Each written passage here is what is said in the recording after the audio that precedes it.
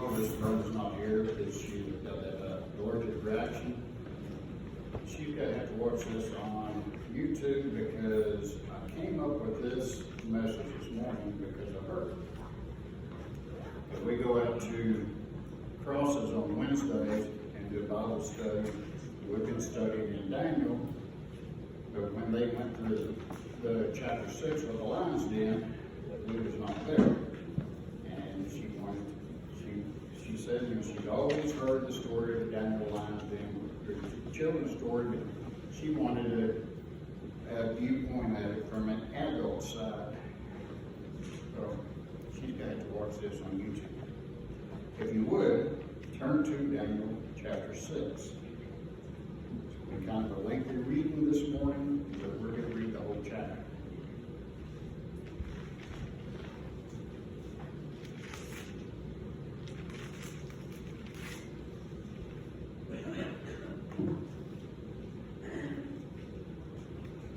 It pleased Darius to set over the kingdom 120 princes, which should be over the whole kingdom. And over these 3 presidents, of whom Daniel was first, that the princes might give a counsel to them, and the king should have no damage. Then this Daniel was preferred above the presidents and the princes, because an excellent spirit was in him. And the king sought to set him over the whole ground.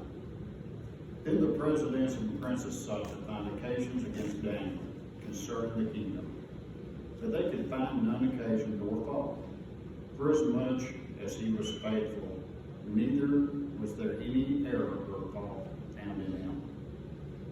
Then said these men, we shall not find any occasion against this Daniel, except we find it against him concerning the law of his God.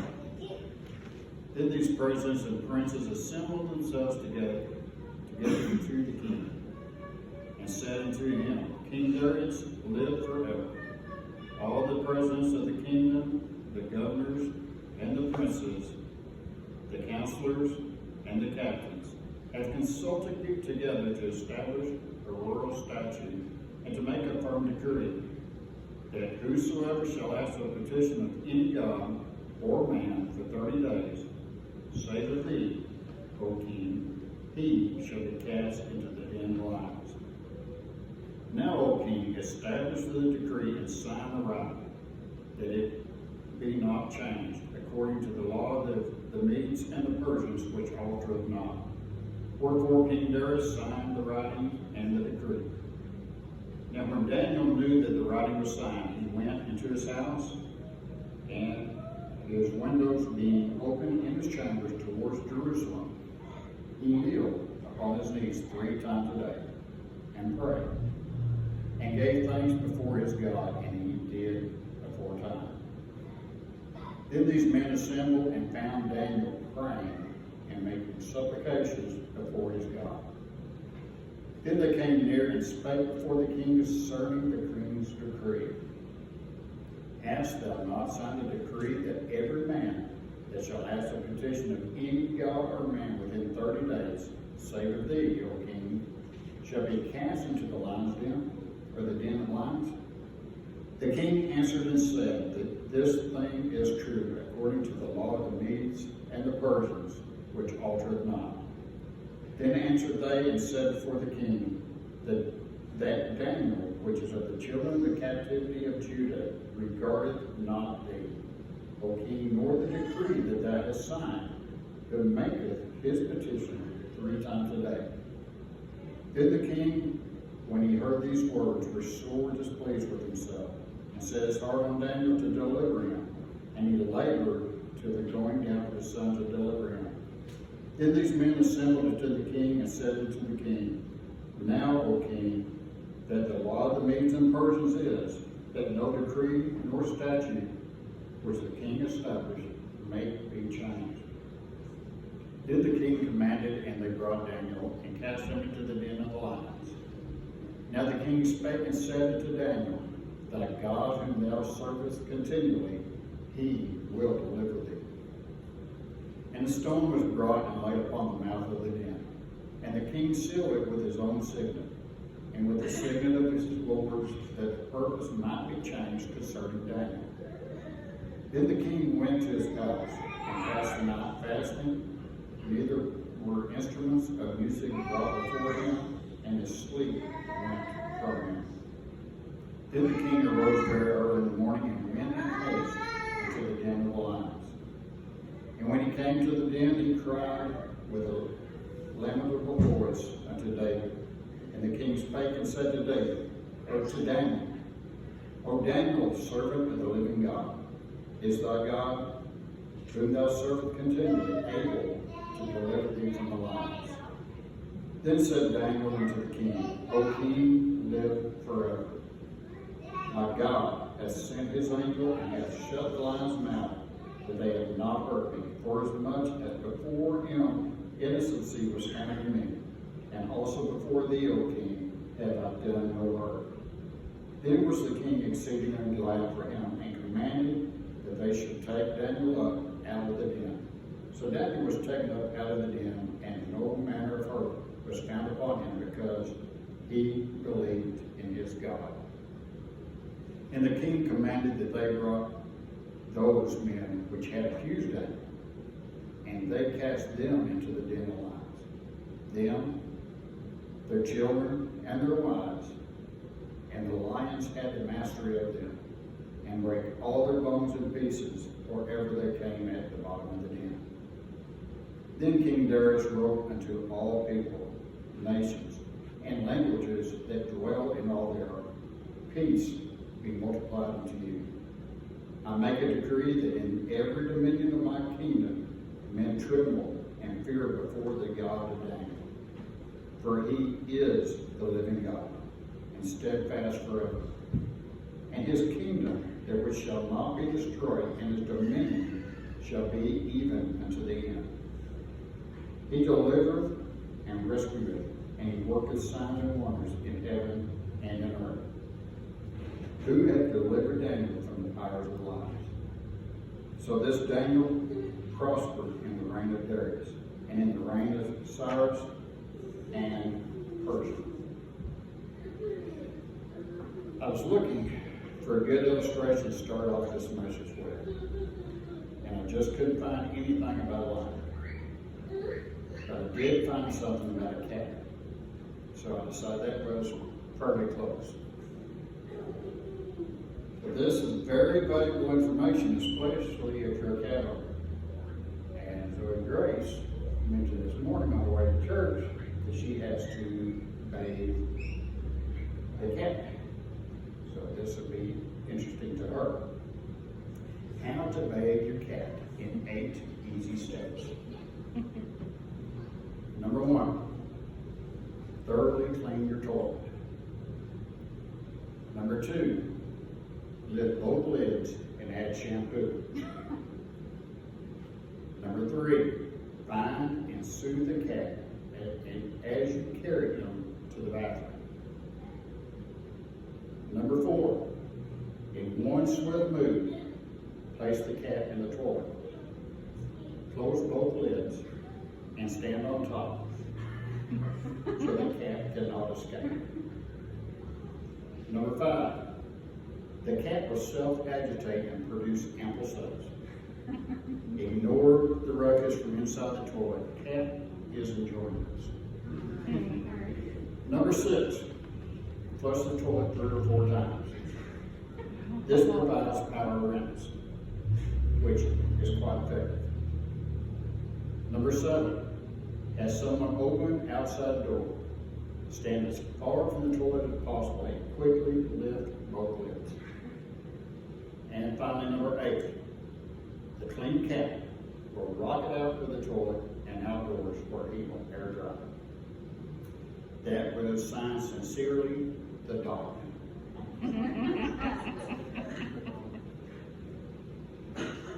I can bet if you tried to do this with a lion, first of all, you wouldn't fit in the toilet. And second, he'd eat you before you ever knew it. So in Daniel 6, we have this story of Daniel in the lion's den.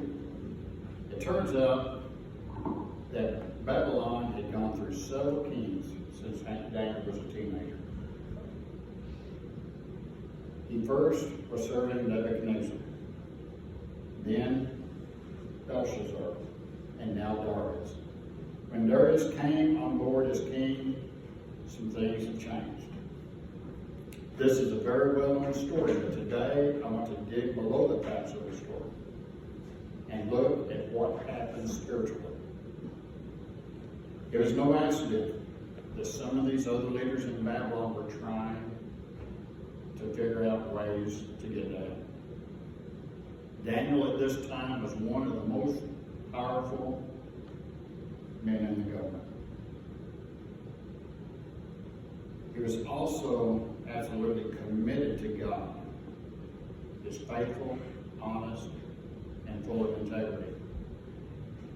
And as a result, everything that he did was blessed by God, which made him even more successful, and he was on the track to become even more powerful in the kingdom.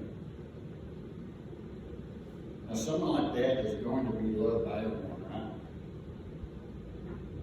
Someone who is full of integrity, successful in everything that they do, and getting continual promotion. They won't have any enemies, would they? Or we know better. The Greek philosopher Plato, he predicted in 300 BC that if ever a truly good man were to appear, a man who would really tell the truth, he would have his eyes gouged out, and in the end would be crucified. 300 years later, a man like that appeared. He told the world the truth about itself, and even made the incredible claim, I am the truth. And just as Plato predicted, Jesus was crucified.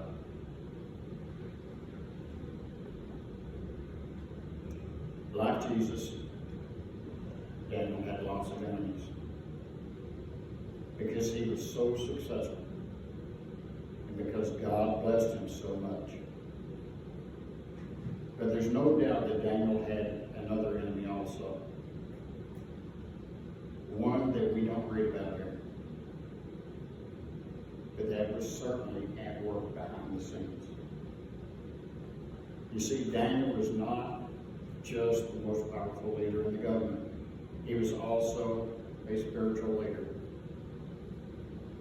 If you read the last half of the book of Daniel, you read all about the visions that he had and the prophecies about when Jesus would come and about the end of times. It's pretty interesting stuff. And so Daniel had another enemy, Satan, who was not happy with Daniel's success. He was not happy with his commitment to God. So Satan was out to destroy Daniel any way that he could. 1 Peter chapter 5, verse 8 and 9 states this: Be sober, be vigilant, because your adversary the devil, as a roaring lion, walketh about, seeking whom he may devour, whom resist steadfast in the faith, knowing that the same afflictions are accomplished in your brethren that are in the world. I believe this Satan, the roaring lion, was using those other government officials to have Daniel thrown to the lions.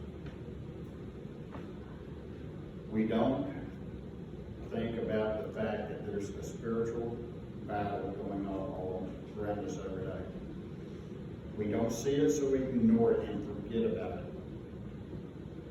But there is a battle going on. Most of us really don't want to fight, but maybe because we know the enemy doesn't fight fair. Or we don't even realize that there is a fight. That there is an enemy out there who is out to get you. And even if you ignore it, it doesn't go away. We can't be blind to this fact. Daniel wasn't impervious to this evil. In Daniel 10, after he'd been through the lion's den and was back to interpreting dreams and having visions, Daniel saw something. He had been fasting, and then there in verses 4 through 6 it states, "And in the 24th day of the first month, as I was by the side of the great river, which is Hiddekel, then I lifted up mine eyes and looked, and behold, a certain man clothed in linen, whose loins were girded with fine gold of Uphaz. His body also was like the beryl, and his face as the appearance of lightning, and his eyes as lamps of fire, and his arms and his feet like in color to polished brass, and the voice of his words like the voice of a multitude." So Daniel sees this angel, and this is what the angel tells him in our terms today. "Hey Daniel, sorry it took so long to answer your prayer, but I ran into a little trouble along the way. You see, this mean dude from Satan's army, he met me, and I had to fight him to get through. But he blocked me away for 21 days until I finally got some reinforcements. Michael came along to help me. And of course, Michael is the general army, the generals of God's army. So you don't want to mess with Michael. And while Michael was fighting this bad guy, I was able to slip away and get to you with the answer to your prayer."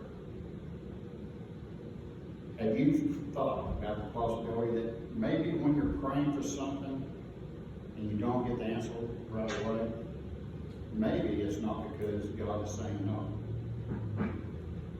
Maybe it's just because there's some spiritual battles going on behind the scenes, and maybe the answer is on its way.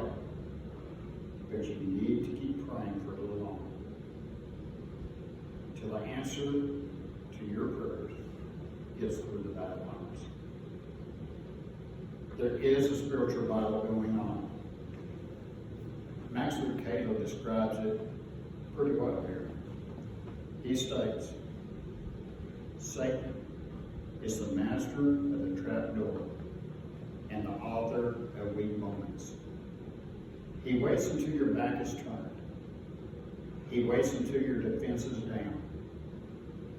He waits until the bell has rung and you are walking back to your corner. Then he aims his arrow at your weakest point and bullseye. You lose your temper. You lust. You fall. You take a toke. You follow the crowd. You rationalize. You say yes. You sign your name. You forget who you are. You walk into her room. You look in the window. You buy the magazine. You lie. You covet. You stomp your feet and demand your way. You deny your master. It's David disrobing Bathsheba. It's Adam accepting the fruit from Eden. It's Abraham lying about Sarah. It's Peter denying that he ever knew Jesus. It's Noah drunk and naked in his tent. It's Lot in bed with his own daughter. It's your worst nightmare. It's sudden. It's sin. Now back to the story of Daniel. He did 3 things to help him excel in life. The first one was this. Daniel chose character over comfort. In Daniel 1, when Daniel, Shadrach, Meshach, and Abednego were first exiled into Babylon, they were to be forced to learn the language, the culture, and even eat the food. Instead of eating the royal food that was given to them, Daniel and his friends got the king's guards to serve them only vegetable and water. not want to defile their bodies by eating something that God did not want them to eat. Daniel had gotten a reputation for being trustworthy and neither corrupt nor negligent. He was a man of integrity. Integrity is who you are when no one is looking. Daniel didn't have skeletons in his closet. Those things could have came out and haunted him if it was found out. He was found blameless. Even his enemies couldn't find anything wrong with him. And his biggest enemy, Satan, could not find anything to get him with. So that verse that says Satan is looking for someone to devour means he's looking for an easy target. Someone who lets the guard down. Don't let that be you. In spiritual warfare, Ephesians 4, verse 27 says this: do not give the devil a foothold. A foothold is something you do or you don't do that will allow Satan to have an entry point into your life. For Daniel, it was easy. He lived a life of integrity. So there was nothing they could do to trap him, except only if it was something to do with God. The second choice Daniel made was discipline over disorder. He chose to live a life of discipline, prayer life. The Bible says that 3 times a day he got on his knees and prayed, giving thanks to God, just as he had done before. This was Daniel's discipline. He made it a habit to spend time with God each and every day. Many people excel because of discipline, whether it's discipline in sports, music, their work, or whatever they do. It takes discipline to succeed, and it takes discipline in the right areas. James 4 verse 7 states, submit yourself to God, resist the devil, and he will flee from you. The final thing that Daniel did was choose love over life. Daniel learned of the law that was passed that he couldn't break, or he'd be thrown into the lions. But he had a choice to make. He decided to choose his relationship with God over the potential death. He knew that choosing his relationship with God would benefit him more than giving in. And that choosing God meant that he'd never ultimately die. The lions could have eaten him, and he'd still be with God either way. I'm reminded of the choice that Cassie Bernal made. She had a choice to make.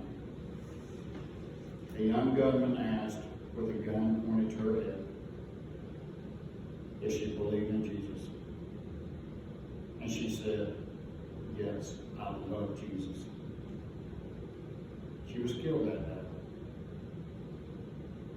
But she also chose love over life. And now she's with God forever. I wonder how many people in the world had made such a decision. Some, I'm sure, have been spared and rescued. Others have died or been tortured. Yet this choice was still the same. They chose character, discipline, and love. Romans chapter 5, verse 6 through 8 states, when we were yet without strength, in due time Christ died for the ungodly. For scarcely for a righteous man will one die. Yet, peradventure for a good man some would even dare to die. But God commendeth his love toward us, and that while we were yet sinners, Christ died for us. Now, some people will choose to die for their relationship with Christ. Some will face the consequences of choosing character, discipline, and love. Christ's choice was love as well. He chose to die for you. Will you choose